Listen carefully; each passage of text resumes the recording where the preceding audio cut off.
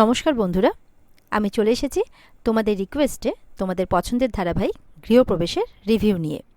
Bangla serial সমাচারে তোমাদের সবাইকে স্বাগত জানিয়ে আজকের রিভিউ আমি শুরু করছি। শুরুতে আমরা যেটা দেখতে পাচ্ছি যে আদ্রিত তো মাথা ঘুরে পড়ে যায়। তখন তো ওদিকে শুভলক্ষ্মী আর বাড়ির সবাই আদ্রিতকে ঘিরে ধরে, কী হয়েছে কী হয়েছে, কান্নাকাটি করতে থাকে। আদ্রিতের মাও কান্নাকাটি করছে, কী হলো আমার ছেলের কী হলো। শুভলক্ষ্মীও কাঁদছে যে কী হলো। ওদিকে আকাশের মা বলছে যে কি হচ্ছে বলতো, কিছু তো বুঝতে পারছি না। আকাশ বলছে কি হচ্ছে মনে হয় আমি একটু একটু আন্দাজ করতে পারছি, কিন্তু কি করে হচ্ছে সেটাই বুঝতে পারছি না। ওদিকে মোহনাও কিন্তু কাঁদছে, আদ্রিতের কাছে যেতে চাইছে কিন্তু যেতে পারছে না। কোথাও না কোথাও মন হয়তো বাধা দিচ্ছে, যেহেতু তার পরিবারের লোক আদ্রিত করে তাকে ঘিরে ধরেছে। এবার সবাই মিলে চোখে মুখে জল দেওয়ার চেষ্টা করছে, অনেক চেষ্টা করছে, কিন্তু কিছুতেই কিন্তু আদ্রিতের জ্ঞান ফিরছে না। আর আদ্রিতের চিন্তায় আদ্রিতের বাড়ির লোক কেঁদে কেটে অস্থির হচ্ছে। কারণ এক তো এতদিন পর নিজেদের হারিয়ে যাওয়া শুধু নয়, ভেবেছিল নিজেদের ছেলে আর বেঁচেই নেই, সেই ছেলেকে সামনে দেখতে পেয়েছে। সেই ছেলে আবার যদি তাদের চোখের সামনে জ্ঞান হারায়, তো ছেলেকে পেয়েও যদি না পাওয়া হয়, তো এই একটা ভয় তাদের মনে থেকেই যায়। শুভলক্ষ্মী বলছে চোখ খোলো না আদি। আদির মা বলছে আদি কথা বল, আদি কথা বল, এভাবে বলে যাচ্ছে। এরপরে মোহনা ছুটে আসে, বলছে ও তো আয়ান, আপনারা ওকে আদি আদি করছেন কেন? আপনারা সরুন, একটু হাওয়া আসতে দিন, ওকে একটু খোলামেলা ছাড়ুন, কেন ঘিরে ধরেছেন ওকে? আদির মা বাবা বলছে কি বলছো, ও আমাদের বাড়ির ছেলে, আমাদের ছেলেও, কি বলছো তুমি আয়ান আয়ান? আদিতের বাড়ির লোকও বলছে ও আমাদের বাড়ির ছেলে, তুমি কি বলে যাচ্ছ এসব? তখন মোহনা বলছে ও আয়ান, ও আমাদের বাড়িতে থাকে। শুনে অবাক হচ্ছে কিন্তু আদির মা বাবার বাড়ির লোকজন, আর সমানে বলে যাচ্ছে যে আমাদের বাড়ির ছেলে, আমরা বুঝবো, তুমি কেন এখানে বেশি পাকাও মারছো। এইভাবে বিভিন্ন কথা চলছে আর কি। সবাই বলছে আয়ান আয়ান করছে কেন, ও তো আদ্রিত আমাদের। মোহনা বলছে প্লিজ ওকে এভাবে ঘিরে ধরবেন না, ও না সুস্থ নয়, ও একটু অসুস্থ, প্লিজ। আর ওরা বলছে আমাদের ছেলে, আমাদের ছেলে। একজন বলছে আমরা আমাদের বাড়ির ছেলের সাথে কি করে কথা বলবো, কিভাবে রাখবো, সেটা তোমার কাছ থেকে জানতে হবে, একটা বাইরের মেয়ের কাছ থেকে। এরপরে দেখা যাচ্ছে সবার ডাকাডাকি জেরে আস্তে আস্তে করে আদির কিন্তু জ্ঞান ফিরছে। আর সবাই তো আদি আদি আর মোহনা আয়ান আয়ান করে যাচ্ছে। তারপর আদি আস্তে আস্তে উঠে বসে। শুভলক্ষ্মীকে দেখে কিন্তু আদির হালকা হালকা একটা সাদা মুখ ঢেকে থাকা মেয়ের কথা মনে পড়ছে। এরপরে উঠে দেখছে কতগুলো লোক তাকে ঘিরে রেখেছে, সব আদির বাড়ির লোক আর কি। আদির মা বলছে যে আদি আদি চিনতে পারছিস না, আমি তোর মা। আদি কিন্তু মোহনা মোহনা করছে, কারণ আদির এখনো কোনো স্মৃতি ফেরেনি আর কি। মোহনাকে বলছে ওনারা কারা, কী চান আমার থেকে, প্লিজ আমাকে এখান থেকে নিয়ে চলুন। আদির মুখে এরকম কথা শুনে কিন্তু আদির বাড়ির লোক অবাক, শুভলক্ষ্মীও অবাক, তাকিয়ে আছে সবাই মিলে অবাক হয়ে আদির দিকে। আর ওদিকে আদির কাছে ছুটে গেছে মোহনা, বলছে আয়ান শান্ত হও, আয়ান শান্ত হও। আর ওদিকে কিন্তু আকাশ আর আকাশের মাও খুব অবাক হয়ে দেখছে আদিকে। এরপর শুভলক্ষ্মী যায়, আদি তুমি আমাকে চিনতে পারছো না আদি? এরপর বলে মা দেখো চিনতে পারছে না। আদির মা যায়, বলছে আদি তুই মাকে চিনতে পারছিস না আদি? একে একে সবাই মিলে গিয়ে বলছে, কিন্তু আদি কাউকে চিনতে পারছে না। আর মোহনা কিন্তু তার আয়ানকে ঘিরে রেখেছে যাতে কেউ ওর সামনে না যেতে পারে। এরপরে তো আদির মা বাবা দাদু দিদা, তারপর কি বলবো সবাই আর কি, কাকু কাকিমা ভাই সবাই, রূপস সবাই মিলে চেনানোর চেষ্টা করছে। যার সাথে যেভাবে কথা বলে, যার সাথে যেরকম সম্পর্ক, সেভাবেই চেনানোর চেষ্টা করছে, কিন্তু আদির কোনোভাবেই কিছু মনে পড়ছে না। মেজকাম্মাও চেনানোর চেষ্টা করছে যে আমি মেজকাম্মা, টাইটাইটিস টিস চিনতে পারছিস না? মেজকাম্মা ছোটো কাম্মা সবাই মিলে চেষ্টা করছে আদির স্মৃতি মনে করানোর, কিন্তু কিছুতেই কিছু ফেরে না। আসলে তারা তো জানে না যে আদির স্মৃতি চলে গেছে। এরপরে মোহনা বলছে আপনারাই তো বলেছিলেন যে আপনাদের ছেলে মারা গেছে, আপনারা বুঝতে পারছেন না যে ও কতটা মানসিক কষ্ট পাচ্ছে, কেন এইভাবে টর্চার করছেন ওকে, এইভাবে বলছে। এবার শুভলক্ষ্মী কি করে, দৌড়ে চলে যায়, ঠাকুর ঠাকুর করছে, আর দৌড়ে গিয়ে নিজের আর আদ্রিতের একটা ছবি নিয়ে আসে, যেটা নিয়ে এসে আদ্রিতকে দেখাচ্ছে। এই দেখো আদ্রিত, আমি আর তুমি, দেখো। মোহনাও কিন্তু অবাক হয়ে দেখছে, দেখো আদ্রিত আমি আর তুমি, চিনতে পারছো না? ঠাকুরের কাছে প্রার্থনা করছে শুভলক্ষ্মী যে কোন আদিকে ফেরালে তুমি আমার কাছে, আমাকে চিনতে পারছে না, আমি কি করে প্রমাণ করব যে আমিও শুভ? এরপরে ঠাকুরের কাছে প্রার্থনা করতে করতে কিন্তু যখন মাথা ঠেকায়, তখন মাথাতে কিন্তু সিঁদুর লেগে যায়। তখন সবাই অবাক হয়ে দেখছে, আর শুভলক্ষ্মীও মনে মনে বলছে যে তুমি এটা প্রমাণ করে দিলে যে আদ্রিতের দেওয়া সিঁদুরই আমার মাথায় চিরকাল থাকবে। এরপরে চিৎকার করে বলছে শুভ যে আমি তোমার স্ত্রী শুভ, তোমার স্ত্রী, দেখো আমাকে, দেখো, চেনো আমাকে। আদির মা বলছে দেখ আদি, তোর সন্তান, তুই তোর মুখও দেখিসনি। তখন আদ্রিত বলছে সন্তান? আদির মা তো বলছে কেন তুই এরকম করছিস, কেন শুভর সাথে এরকম করছিস, কেন আমাদের সাথে এরকম করছিস? আদি বলছে কে শুভ, আমি তো কাউকে চিনতে পারছি না। শুভ কত ছবি দেখানোর চেষ্টা করছে। তখন মোহনা বলছে একই রকম দেখতে তো পৃথিবীতে আরও মানুষ হয় না বলুন?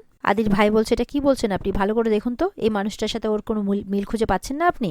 মোহনাকে বলছে শুভ যে আমি আমার স্বামীকে চিনতে ভুল করব না মোহনা, জন্ম থেকে এখন অবধি আমার জীবনে একটাই পুরুষ, আমার স্বামী।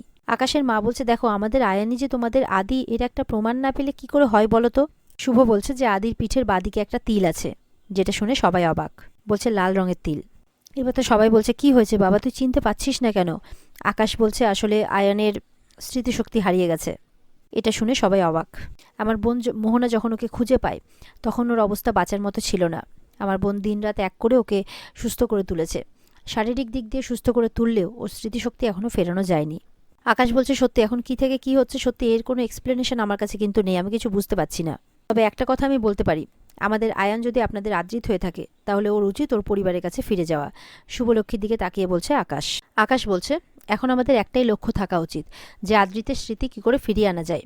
তখন আকাশের মা বলছে কি বলছিস তুই এটা, তাহলে তোর কি হবে? আকাশ বলছে তুমি না সেন্সিবল মানুষ, এরকম কথা বলো না। তুমি না ওকে ওর তোমার তৃতীয় সন্তান মনে করো? তাহলে তুমি চাও না যে ওর স্মৃতি ফিরে আসুক, ওর পরিবারের কাছে ফিরে যাক?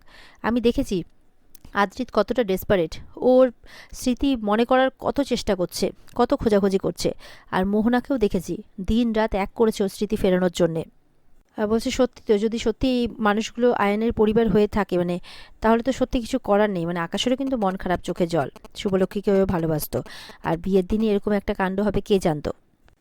আকাশ আর মোহনা দুজনেই এমন মানুষকে ভালোবেসেছে যারা অলরেডি স্বামী স্ত্রী। আয়ান তো তাও বলছে আদ্রিতকে ওর পরিবারের কাছে ফিরিয়ে দেবে, শুভলক্ষ্মীর কাছে। কিন্তু মোহনা সেটা এখনও পারছে না, পেরে উঠছে না, মেনে নিতেও পারছে না। তো আয়ান একটাই কথা বলছে যে কি করে আদ্রিতের স্মৃতি ফেরানো যায়, আমাদের সেই চেষ্টা করতে হবে এখন। আর আমার মনে হয় এই মুহূর্তে একটাই সলিউশন হতে পারে, যে ওকে নিউ ইয়র্কে নিয়ে যাওয়া। তখন তো এটা শুনে বাকি সবাই খুশি হয়, আদ্রিতের পরিবার। কিন্তু মোহনার মা আর মোহনা বলছে নিউ ইয়র্ক, না না না, আমি আদিকে এই অবস্থায় কোথাও এখন যেতে দিতে পারি না, কোথাও না। বলছে আদির ডক্টর হিসেবে অন্ততপক্ষে আমি এই পারমিশন দিতে পারি না। তখন শুভলক্ষ্মী বলছে মোহনা, তুমি ভুলে যেও না যে আমি হচ্ছি আদির বিয়ে করা স্ত্রী, সুতরাং আমি আমার স্বামীকে আমার সাথে নিয়ে যাবই। তুমি আমার স্বামীকে সুস্থ করে তুলেছো, একজন ডক্টর হিসেবে করেছো। ডক্টর হিসেবে তোমার এটা কর্তব্য, করণীয়। তার জন্য আমি তোমার কাছে চিরকৃতজ্ঞ থাকব।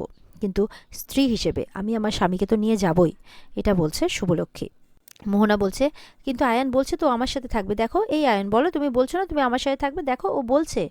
তখন কিছুক্ষণ পর আদি বলছে আমি নিউ ইয়র্ক যাব, আমি তোমাকে এটাই বলতে এসেছিলাম। আর এই ঘটনাটা না হলেও আমি আগামীকালকে যেতাম নিউ ইয়র্ক, আমার ঠিক করা ছিল, আমি এই কথাটাই বলার জন্য তোমাকে এসেছিলাম, সুতরাং আমি নিউ ইয়র্ক যাব। এটা শুনে তো মোহনা চুপ করে যায়, আর আদির বাড়ির লোক সবাই খুশি হয়ে যায়। এরপর পুরো পরিবার আবারও আদির কাছে চলে আসে, আর মোহনা হয়ে যায় একা। এরপরে সপরিবারে নিউ ইয়র্ক ফিরে যায়। এরপরে আদিকে শুভলক্ষ্মী বলছে যে দেখো আদি, এটা আমাদের বাড়ি, আমরা এখানে থাকি, কিছু মনে পড়ছে তোমার? কিন্তু আদি কিন্তু মনে করতে পারছে না, সমানে বাড়িটার দিকে তাকিয়ে আছে। তখন বাড়ির লোক বলছে আচ্ছা ঠিক আছে শুভ, ও আগে বাড়ির ভেতরে যাক, তারপর না হয় ওকে মনে করানোর চেষ্টা করা হবে। তখন এদিকে আদির মা বলছে একটু দাঁড়াও পুলক, তুমি আমার সাথে এসো। ওরা একটু দাঁড়াক, ভেতরে চলে যায় দৌড়ে। ভেতরে বলছে কি হলো কি হলো, আদি কোথায়? বলে একটু দাঁড়াও, দৌড়ে ঠাকুর ঘরে যায়। তখন মেজকামা বলছে এর আবার কি হলো? দেখা যাচ্ছে ঠাকুর ঘর থেকে বরণডালা নিয়ে এসছেন। বলছে যখন শুভলক্ষ্মী প্রথমবার বাড়িতে আসে তখন তো আমি আমার সুযোগটাকে হেলায় হারিয়েছি।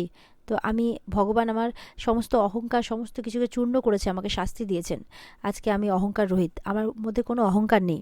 তাই আমি এই সুযোগটাকে আর মিস করতে চাই না। আমি আমার ছেলে বৌমার নাতিকে নিজে হাতে বরণ করে ঘরে তুলতে চাই। ওদিকে তো শুভলক্ষ্মী বলছে কেশবকে দেখো তোমার বাবা ফিরে এসেছে, এরপর তোমার বাবা তোমার সাথে অনেক খেলবে, দেখো তুমি। আর ওদিকে শুভলক্ষ্মীদের বরণ করছে শুভলক্ষ্মীর শাশুড়ি। ঠাম্মি বলছে আদিকে তুমি চলে যাওয়ার পর থেকে বাড়িটা কেমন খা খা করছে। ছোট কাম্মা বলছে সত্যি আদি, তোকে ছাড়া এতগুলো দিন যে আমরা কিভাবে কাটিয়েছি সেটা শুধু আমরাই জানি। আদির মা তো আদির দিকে তাকিয়েই আছে এক নজরে, যেন কতদিন ছেলেকে দেখেনি, আর কখনো দেখবে বলে সেটাও আশা হারিয়ে ফেলেছিল। মেজকাম্মা বলছে আমাদের ব্যবসারও যে কী হাল হয়েছে কি বলবো আদি। টোনা বলছে আদ্রিত রয়কে ছাড়া কি রয়্যাল আমেরিকা কখনো চলতে পারে? আদির মা বলছে আমাদের আদি এসে গেছে, আর কোনো চিন্তা নেই। আর এখানে আজকের পর্ব শেষ হয়ে যায়। তো বন্ধুরা, এই ছিল আজকের পর্বের রিভিউ। ভালো লেগে থাকলে পর্বকে কিন্তু লাইক কমেন্ট করে জানাতে ভুলবে না যে গৃহপ্রবেশ পেতে তোমাদের কেমন লাগছে, আর আগামী দিনেও তোমরা এর সাথে জুড়ে থাকতে চাও কিনা। আর পর্বে বিস্তারিত দেখতে অবশ্যই চোখ রাখতে হবে স্টার জলসার পর্দাতে যথাসময়ে। তাহলে ভালো থেকো সবাই, দেখা হবে আবার আগামীকালকে, ততক্ষণের জন্য টাটা।